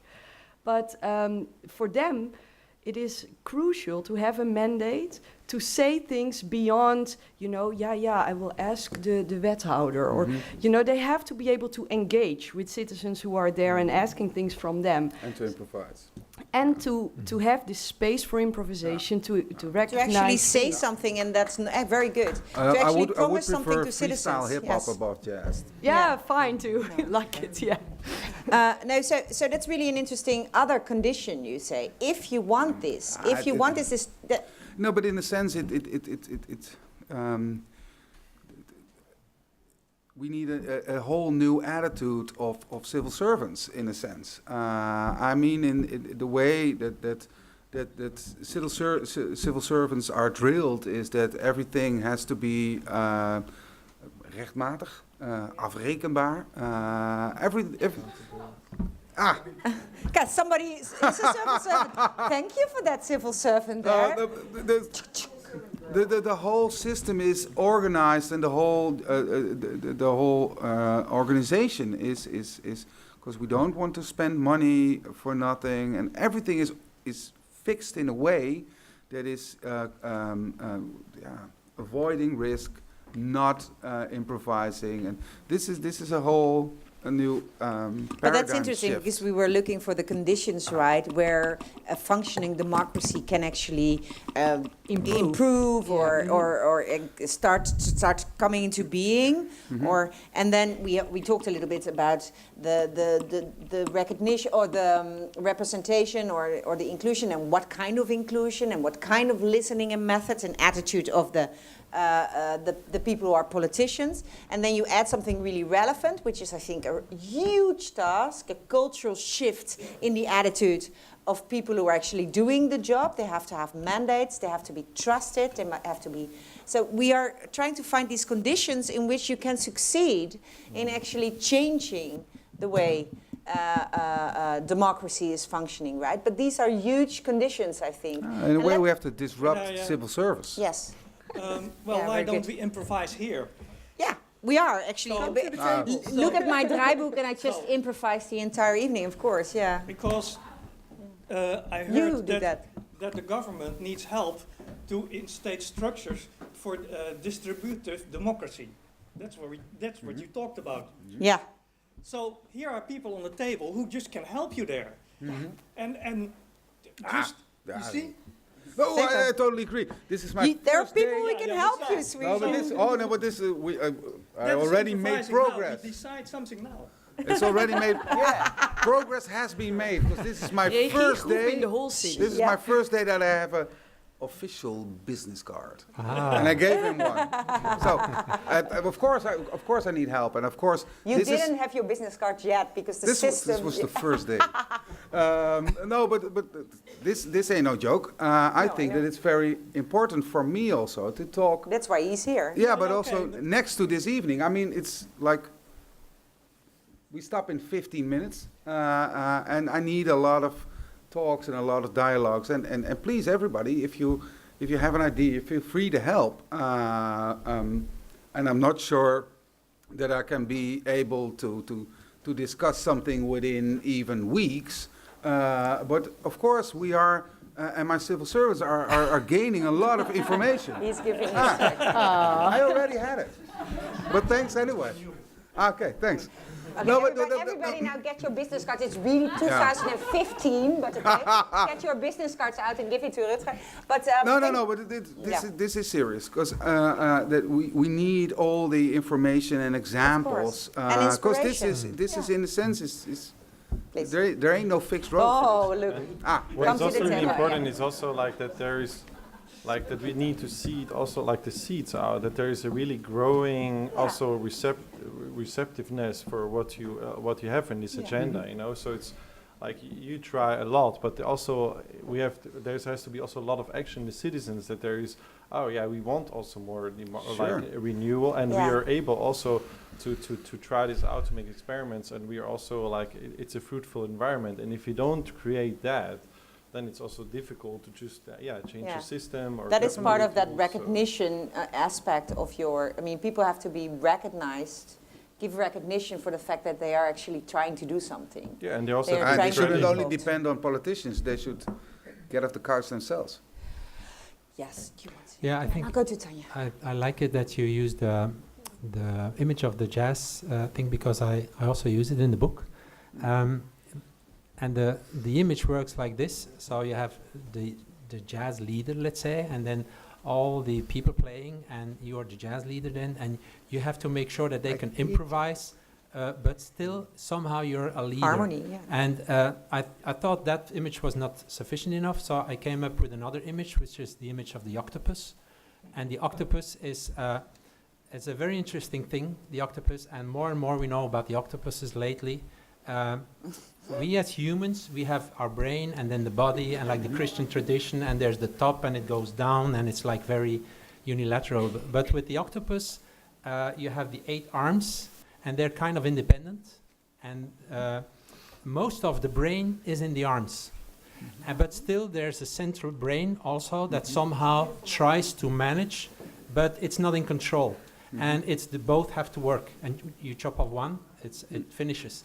And the nice thing is that an octopus can walk very fast, and no arm will be intermingled with the other, and it's because they themselves kind of direct where they should put their thing. And the 8 arms that I have kind of described are like 8 identities of political citizenship. And perhaps there's 10, perhaps there's 12, perhaps there's too much 8. It's a beautiful metaphor of how a society should be democratic, right? I mean, you work together, but you're also autonomous, and you have your. It's a different kind of brain that we can use. Nice. Very intelligent. So in For you as a dancer, I mean, I know you're. You can read the book. Yeah. No, you are a dancer, I know. So you like this metaphor. I'm a retired dancer. Yeah. But we did a lot of city council meetings in North already for 3 years. We do this 3 times a year in the Islamitic buurthuis. Yeah. So at first it became nobody. It was not mixing, it was not inclusive. Now it's totally inclusive. And as a theater maker, I see speech actions evolve now. People take the floor, they start to rock and roll, they start to make jokes, they know each other, they can relate to each other. And so what we found out, also because there's multicultural input for speech acts, let's say, it's not logos, it's not ethos, you know, the official the criteria. official debating arms, the 3 arms. But mythos is very important. People like to tell each other stories. Or corpus, they just want to walk over and say, what do you say? Huh? And then everything is said. So there's these other modalities for communication and expression. Yes. And it's beautiful to recognize that and honor each other when this happens. Yeah. You should visit it. Thanks.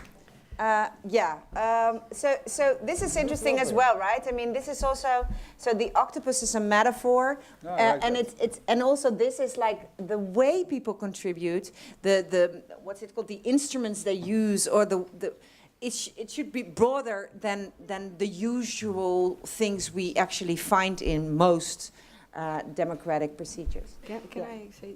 Because I really love that comment, and it's exactly what I mean with broadening the repertoire of participation. Yeah. Because in my studies, very often for politicians, or for decision makers, the discussion ends when indeed citizens are starting to use their corpus, when they start to be more expressive and they do things that are not neutral. It's also happening to you. Yeah, obviously. I mean, I saw it so often that the opportunity for a good discussion ends as soon people are not rational or neutral anymore. So this is also part of that improvisation, to allow these emotions or these styles to enter the public debate and to be taken serious in a discussion with citizens who have different backgrounds, who maybe want to do storytelling or different ways of expressing themselves. No, I totally agree. For example, I personally like a political style which has kind of emotions and all kinds of. We noticed, yeah. No, but no, but also because I feel that in democracy is a conflict. There's always a conflict. There's always different Views on life, positions, interests. Interests. Yeah. There's always different interests, and conflict is not the problem, because conflict also, they tell stories. How do you deal with that, and how do you overcome them to make or to create a situation that everybody is at least happy with what's coming out of it? Yeah. Okay. Rutger already told 10 minutes ago, 5 minutes ago, that that there's still 15 minutes of this debate. So now that's like 7 or 8 minutes left. So what for those who've not visited New Democracy many times, some of you have. This is kind of like a explorative walk in which we look for arguments, suggestions, examples to actually try to understand how things work. And of course, the problem is we are not talking about, we're zooming in on one specific aspect of how democracy is functioning with your book and your book as inspirations for this conversation. And your book, of course, starts with analyzing conflicts. And he says, of course, you agree with that conflicts are part of society, but is our ability to overcome conflicts or overcome social division in this day and age lessening because of the way we organize our political structures? Is that one of the things you actually try to get across? Yes, definitely. And so that's definitely something think we need to address, but I think you're open ears, and it's just something we also don't really know, and there's not like a golden rule that function for every new like conflict or like opposition or like very high polarization. But I just think if we try to figure out what do these people need to kind of come and actually are able to fight and able to negotiate, because if they're too far away, there is either what's common ground. Yeah, and then it usually needs a big crisis or it needs dead people, and then they say, okay, the fatalities are too high, let's sit on the table. That has happened like a few years ago in abortion debates. It has happened in big religious conflicts. And let's sit at the table. And we're not safe now that it will happen with other conflicts that we're facing now, but also with climate change. I mean, there's also radical. I mean, I don't defend these people, but there's also very radical actions being taken against, new fossil fuel drilling in Germany, and but so I personally wouldn't want that there's somebody or serious fatalities because of this really big polarization. So I think it's really good that there are, and it's really good that there are activists, but the situation gets so heated up from both sides, and if there's no de-escalation force kind of going in there and saying, okay, both sides have kind of legitimate interests, but before kill yourself, please sit on the table and talk to each other, and even if you don't find a solution. But that's very necessary, and that's also how I, in my book, I said, keep on talking to your enemy, because if not, it will be very difficult, and you will really, you only wait for the worst things to happen. And if you don't want that, we have also to accept that conflicts is normal, that we recognize there's there's an otherness in the other, there's other points of view, and from there we can kind of, reach further on and then we also create this like kind of, again, a solidarity that we have to have in a democratic system. And I think that's necessary, and that's why I think it's good that we talk with each other and that a lot of people also work in this direction again and look for means to reconnect people. Yeah, so we started this conversation by your thought experiment in mirroring, right? And I think everybody was doing it, actually. So imagining the person who's really opposing you and what they think about you. What did you have in mind? Can I? Wow, that's a personal Yeah, then you question. can. What did you have in mind? Who did you have in mind? Not a specific person, but let's say a typical right-wing, anti-green social media person. Because there are a lot of people. For example, there was this remembrance of a racist murder in Amsterdam, and I spoke there. I said something. And Kenneth. yeah, and like half an hour later, if I open my Twitter, it's like, yeah, but Islam, you fucker, your daughter should be killed. And so there are. That's the one you imagine. These are the most people that are the most far away from me. So And I still think, because the next question is has something changed? Yeah, of course, there's still a common ground with us. So. Very good. Yeah. Yes, one of the interesting points which I hear is that we accept conflict, and I think that's okay. Of course, there is conflict in society, but the rudeness of the political discussion is creating also. Yeah. Is creating also. That's one of these his aggressive, things. Yeah. the aggressive Thank you. tweets. You know. Yeah. And that's what you can see it in America, but you see it here too. Yeah, thank you for that remark. You already mentioned that is actually happening, and it's also the joke which, well, fell into the water a little bit. So that's not. Sometimes you need to stay. But that's of course, if you want to move to Canada, please do it. But who did you have in mind? Yeah, of course, I was bakfietsmoeder. Because I live actually in one of these really polarized neighborhoods with hypocritical, because I travel to Costa Rica to talk about fair trade products, and then I have solar panels on my rooftop. So yeah, so that's what they say to me, and I like the notion that I have to find common ground, and I have to say sometimes I agree with you. Yeah. But I didn't want to ask, you don't have to explain, all of you, who you had in mind, but it's nice to see that happens in this. That's because you started that assignment for us.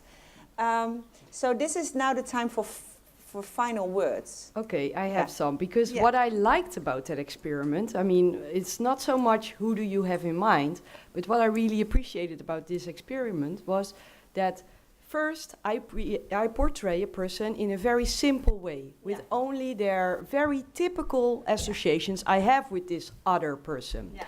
Then I have to think about myself also in this very stereotypical way, and I can immediately imagine how they portray me as some super lefty, greenish, blah, blah, blah, intellectual, of course. And this is, so what I like about that experiment is that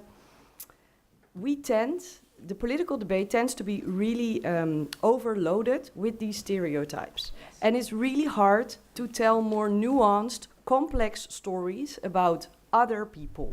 Yeah. It is very easy to do that about yourself, of course, and it's harder to make yourself into a stereotype because you don't want that. So my big question for democracy is actually, how are we going to be able to make complex stories and complex ideas part of the public debate in the same way as these very simple stereotypical things are part of the debate. If we can overcome simplicity like that, then we are moving into a new form of democracy, I think. Thank you. We should have a new night about that. No, but it's no joke. It's really nice. It's a big theme. So. Yeah. we'll continue the conversation another 2 hours about how to do that. Yeah. To actually add complexity. Many people who are studying social themes are actually saying that. I mean, we have to add complexity to understand the world. But it's really hard because and it's not to say that simplicity is bad. No, of course not. So it's not to bring in one thing instead of the other, No, of course. but how to make it balanced. Yeah, I want to mention though who I had in mind, because it was somebody who takes a shower for 20 minutes, and that can be an intellectual with many more university degrees than I have. So, and I often meet these people. So it's not like Who shower for 20 minutes? or even longer in these times. So that's the Solar kind of power. people that can upset you. Every day. Well, I shower for 20 minutes Well, sometimes. You see, With so much more. that's very interesting. If you have this point. solar, Yeah. And I Yeah. do eat. But on a more serious note, what we did and what we are doing in our meetings in Antwerp is we define interests. Yeah. So What is I your like your interest? point about the conflict. You shouldn't leave the conflict outside of the room. That is So the most important thing is the mediator says it's important to bring your interest and to define them. And then perhaps a final remark. One of the reasons why in Antwerp probably it worked is because we had a thematic approach, and we work around a couple of themes, but that's citywide with a strong structure, and government kind of subsidizes this whole pyramid with lots of people working on it, and mediators and whatever. But we don't work on social housing. We don't work on the economy in the port. We don't work on child poverty. So perhaps it could be a good idea to organize a lot of, perhaps instead of Stadsdeel councils, more thematic approaches, so that because the experts, I don't know anything about child poverty, let's say, in the sense that I'm not an expert. So why should you, as an advisory board in a Stadsdeel, Say something which say you don't about understand. everything? Yeah, there's some, in democratic theory, which Gert taught me, there's of course tangible and non-tangible knowledge and values and expert knowledge, and but let's not talk about that for tonight. yeah. I don't want to bring in a completely No, new subject, you can't. but we are sort of making up the balance. So the 20-minute showering could be possible if it's your own heat pipes, power, solar, so it's your free energy, and it's about this balance what I like to talk. It's this paid mediator from MIT is talking to professional citizens like you. And I'm wondering, are you paid as well? Because this is another, you're not paid. And this is a very important thing, I think. And maybe we talk next session about that, because it's about value. Because you have normal citizens and they vote or they are there, and you have unpaid professional citizens, and you have paid citizens who act in city professionals, they are civil servants. And as this group of Zeitalter people is getting less and less because the crisis is getting over, think about that, yeah. so you need, beside a new democratic thing, you need a completely new organization with new entrepreneurial system. That's why I give you my business card. Yeah. Okay, but the neoliberal moment was already gone. Yeah. So you should talk about, if you play jazz, and if you make this solo, who is the intellectual property of this solo? Frank. And who gets the money? No, it's about, it's about the value. Thank you. No, it's a really important thing, Mr. Groot-Wassink, of course, which people are saying about, because it's about equality into this debate. And for instance, with the deliberative process which was done in the city, municipality of Utrecht around sustainability, people were paid to attend that deliberative process. And then suddenly representation was much better. So actually, I mean, getting dollars, euros for your hard work is something to consider. Oh yes, I definitely would consider. But also, I think that loading would also be interesting for me. Yeah, of course. We talked for 3 evenings already about loading, and we've actually interviewed the guy against it. So this of course is a very interesting topic, but not for me, not tonight. I'm going to give you the final words of the evening because your book gave the title to this evening. Yeah. Please. Yeah, thank you very much. First of all, thank you very much, and I got a lot of inspiration, and I think we could also all give the person who has the most responsibility in this room some more food for thought and for his agenda to make it work. What means for us and for all in this room, why did I chose this? From all the nice covers that I could choose from, which was not made by the publisher, but from my dear girlfriend, I chose this one because it says also we have to do something. So it's actually a protest sign, which is also over there. Activism. And because it is important, because what we didn't talk about is actually that there's also a new form of citizen participation, also to bring in a new music style. It's called techno politics, which doesn't have to do anything with techno, but it has to do a lot with Google. And if you ever know that Google also has now a company called Streetwalk Labs that also develops parts of cities. So I don't have like a positive or negative view, but it's also a way we deliver responsibilities that has been more in the municipality to data, really big database companies. And you also all know that they have also their interests. So I think it's really important that we all try to keep focused, that we can also don't just deliver it to someone who has a lot of information, but also really keep it personal, keep it what affects us, what belongs to us, and if we don't do that, then it will be a big company deciding how our daily life will look. One of the hackers, one of the people who are really activists in that, we talked about it in an entire evening, of course, one time in these 30 years, and they said, of course, the algorithms which produce these data and these data are actually commons. So they should be commons, and if they're owned by big corporations, we have a major problem for democracy. So thank you for that completely final thought, which was not discussed tonight. And then for me, the only thing I have to say is thank you, dear citizens, for participating in this discussion. And Rutger wants your business card. If you're a bit more modern, you can also email him or text him. He will stay here for one glass of or two.